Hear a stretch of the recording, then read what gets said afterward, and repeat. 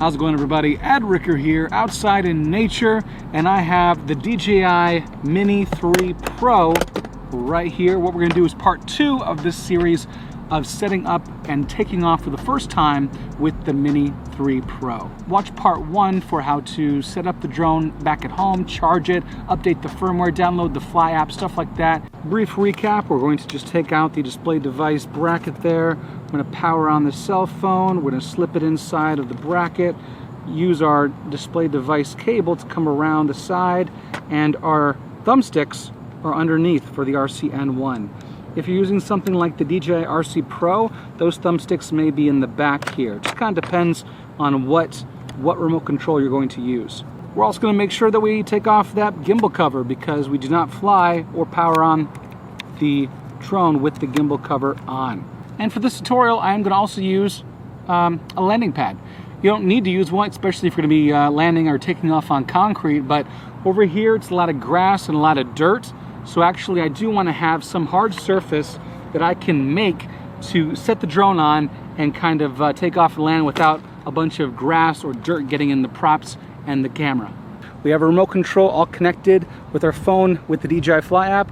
We're going to go ahead and short and then long press the power button on the remote control. We're going to go ahead and do the same with the drone on the ground.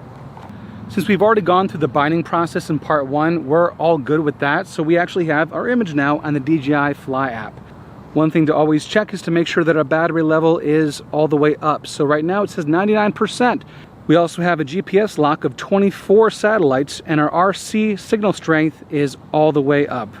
Perfect. On the upper left, it says takeoff is permitted.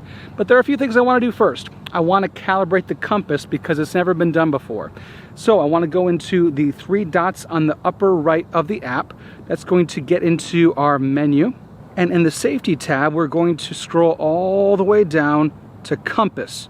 Compass says normal, but let's just make sure. You're not supposed to do this around metallic objects or anything else that could have magnetic interference like an electrical charge or something. As you can read on the menu, first of all, you spin the drone horizontally 360 degrees, and then you spin it vertically 360 degrees. The best way to do that is to kind of orbit your body around the drone so the drone doesn't really move through space and you're just kind of turning around with the drone, almost like a dance. It's the calibration dance. Okay, compass calibration is successful. Now, we're going to go ahead and take off, but we're going to use the flight tutorial in order to do so. There is a built-in flight tutorial. You can find it in the control tab of the menu. Go to control, scroll all the way down, and you see flight tutorial. We're going to follow that and maybe learn a thing or two about how to fly the drone and how to do it correctly for the first time. Beginner flight tutorial. Take off in an open, uncrowded area. Check. Turn up phone volume to hear the prompts. Let's do that. Ensure the battery level of the aircraft and remote control are at least 40% before flying. Ensure that all propellers are in good condition and check whether they're installed correctly. Check and ensure the gimbal protector is removed. And check and ensure the aircraft is placed with the rear side facing you. So that means that I'm going to take off and stand behind the drone. And that way my left-right orientation is the same as the drone's left-right orientation. If it wasn't, that'd be really confusing. My left might be the drone's right, and then it just get kind of crazy. Also, unfolding the remote controller antennas and adjust the position of the remote controllers and antennas in relation to the aircraft. I'm going to go ahead and tap here to open the takeoff window. And we're going to hold this button and watch as it turns green.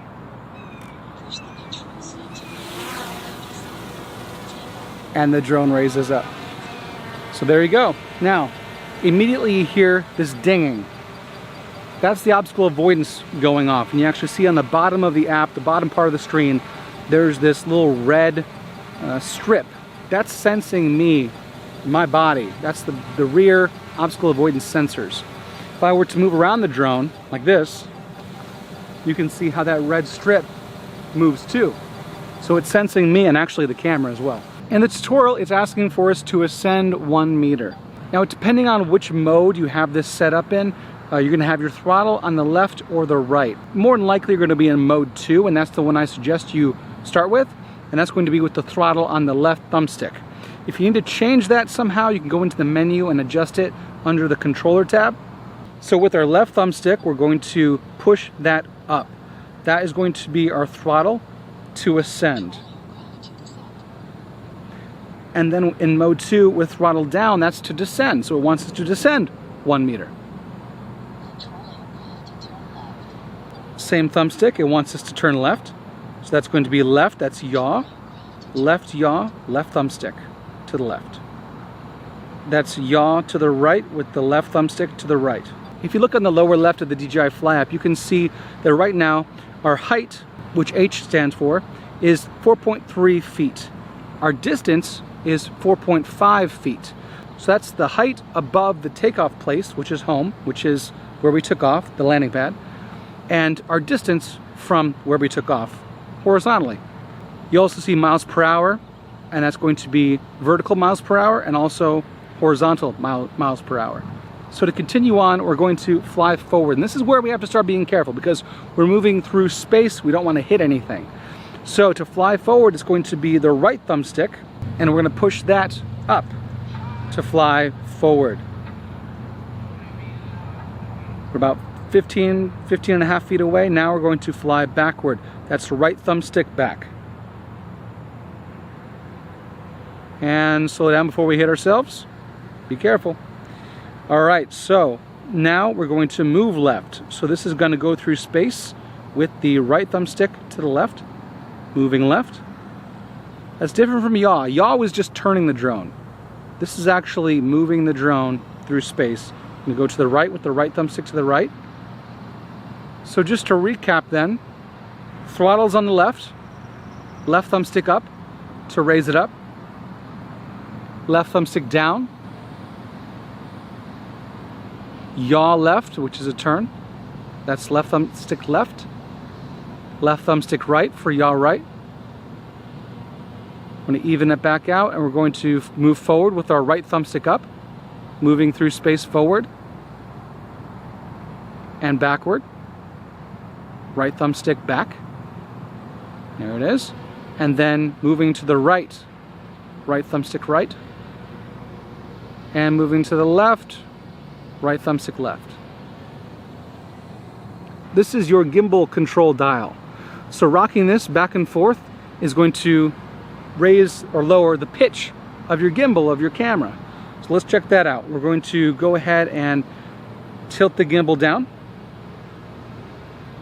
and tilt the gimbal up.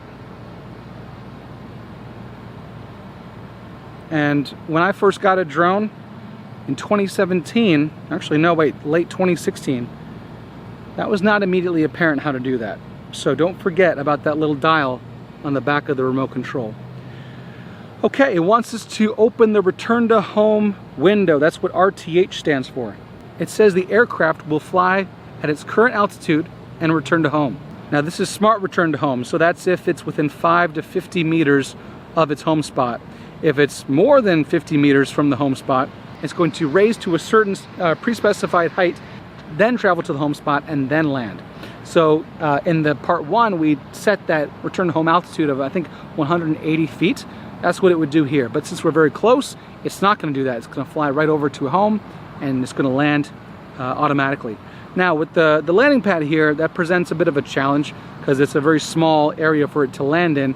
If there is obstacle avoidance turned on, it will try to divert around trees and stuff like that. And then we're going to continue to land in its current location. So I'm going to manually get this over the spot and then land. And what I'm going to do here is tilt the gimbal down with my remote, with my dial here on the remote control all the way down. And I know that I'm almost over that landing pad. Yeah. So at this point, I'm going to use my right thumbstick to maneuver myself directly over that landing pad. Right about there. Now that landing option, that's kind of in the way, but we know we're right above it. And then I'm going to tap land and hold it. And there we go. The gimbal does flip back up, but that's one way to kind of know exactly where you're going to land and finish. So that was the flight tutorial. Very, very easy. And we use the tap to take off and the tap to land functions. There's another way to do that, however. We can use the sticks to take off and to land. I'm going to show you how to do that. Left one, down left, right one, down right. and that is the magic configuration to start the motors spinning.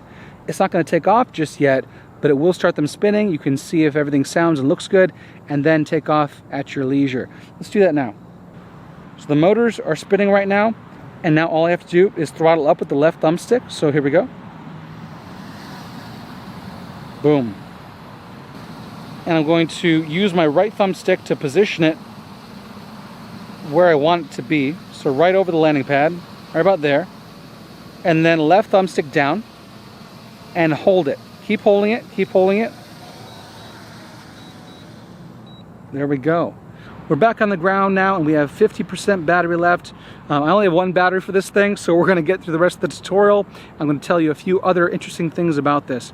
First of all, while it's on the ground, on the lower left, right by where our height and our distance and our speed was, you see our little GPS icon. We're going to tap that, and up comes a mini GPS window.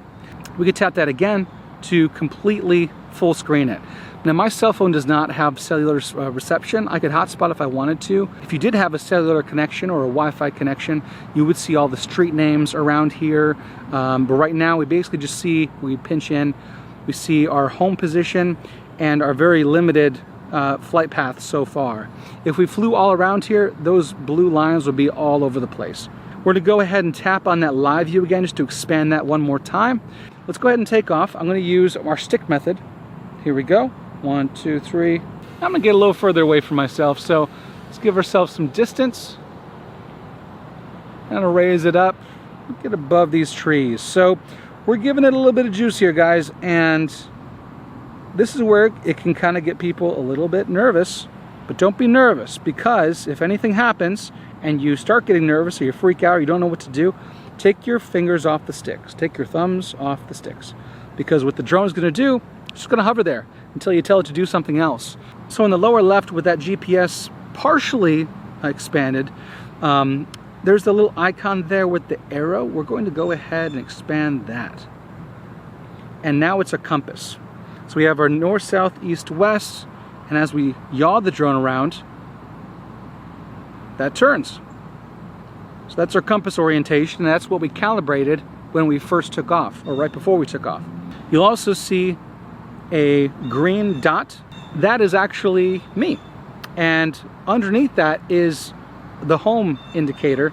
And because we're so close to home, it's hard to know that. But here, come with me. I'm gonna walk away from where we took off. See how the green icon that indicates me is now further away from the H, which stands for home? So home is our landing pad. As I turn my remote, I can see that the little arrow indicator showing which way I'm facing also turns. And if you can tell, it turns green when I face the general direction of the drone. If I turn away from it, it turns blue. So if I'm losing track of where this little tiny drone is in the sky, I know that I can just turn my body using that indicator. When it turns green, I know that I'm pretty close lined up. I can then look up and I probably can find it. Then with my drone, I can turn around and I can fly right back to either home or the green indicator, and I'm flying back to the landing pad or to me. Very, very easy. We're gonna go ahead and get back into the GPS menu, and if we pinch in, we can now see what's going on. See how home is the H, and we have a flight path that flew out and a red line directly back. So if I'm flying over here and I've turned my drone, and I'm kind of like lost, I don't know where exactly I am, I've done a little flying like over this direction. How do I get home? Well, all I need to do is turn my drone, yaw. I'm using the map. I'm also looking at the live view to make sure I'm not going to hit anything. And then fly back along that red line to get back to home. It's very, very easy. And then, of course, where I'm standing, I can fly back to myself too if I needed to. We have our big red record button, and we're going to record right there. So we're recording 4K 30 frames per second. We have 26, almost 27 minutes left of storage space. We're in auto exposure, which is perfectly fine for this demonstration. And we're in normal flight mode, which is this switch. And you can also see N mode in the status menu. Let's just do a little flying around. And you can see my thumbs as I move the drone how they move the sticks on the remote control. So I'm moving forward with my right thumbstick, and then I'm kind of yawing left and right to change my trajectory with the left thumbstick. I'm going to raise it up a little bit by throttling up with that left thumbstick. And then I'm going to gimbal tilt down with my index finger with the gimbal dial to look down. I'm going to stop going up and stop everything really. I'm going to then yaw left and then gimbal up to look at the horizon, and then eventually the Raleigh skyline right there. Yeah, I'm going to fly toward just a little bit. And I'm going to stop. Now, I'm going to stop recording. We have 27% battery left, and we have 7 minutes and 40 seconds of estimated flight time left. We don't want to run either of those down to 0. So since we are now a good distance away, about 280 feet away from our home point, I'm going to initiate a return to home. And that is going to be this button right here. That's our home button. That's also our pause button. So if we start going to home and we have to stop because something does not right, we're not going to be able to finish the movement, we can always hit that pause button and it'll stop. So go ahead and hold the return to home button, and it initiates a return to home. It will also ascend to 180 feet, which is what we set it at on the table yesterday. It's going to fly over. I can also gimbal down while it's doing this, so I can show you. Alright, so you see the orange landing pad? It's coming right down on it. So this is all an automated system. If you need to cancel this at any time, hit the cancel or the pause button. There's a cancel button on the app, there's a pause button on the remote. It landed right there. Landing pad was there, it landed there. So yeah, these things don't always have great precision landing. Alright guys, so that's pretty much it for a simple flight, successful. Thanks so much for watching. If you have any questions about how to set up and fly the Mini 3 Pro that I glossed over too quickly, comment below as well. The flies are crazy out here, so I'm out of here. Take care and happy flying.